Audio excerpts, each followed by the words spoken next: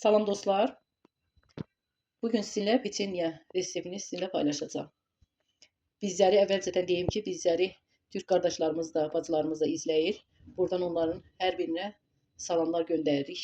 Bizi kim videolarımızı bəyənir, yorum yazır, bizi dəstəkləyir.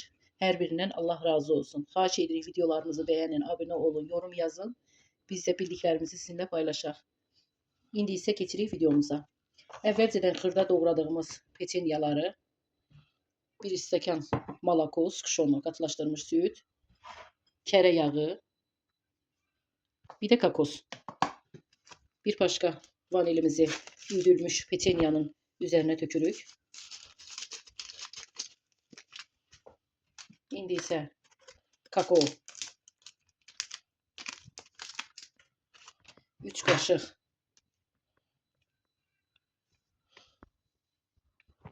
1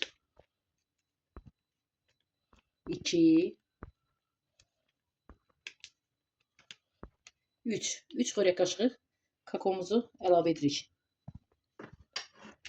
İndi isə yağı qoyuruq əriməyə. Hardasa 2 xörək qaşığı burada yağ var. Bunu əridib peçenyanın üzərinə əlavə edəcəyik. Yağı əritdik, peçenyaların üzərinə əlavə edirik.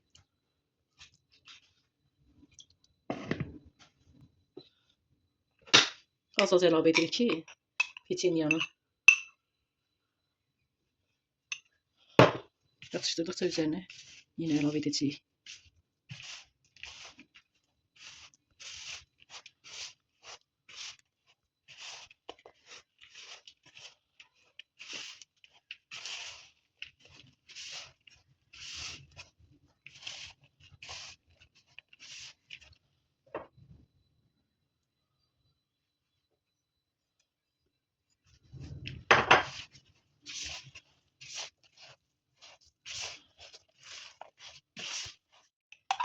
Katılaştırmış süt ilave edeceğiz üzerine.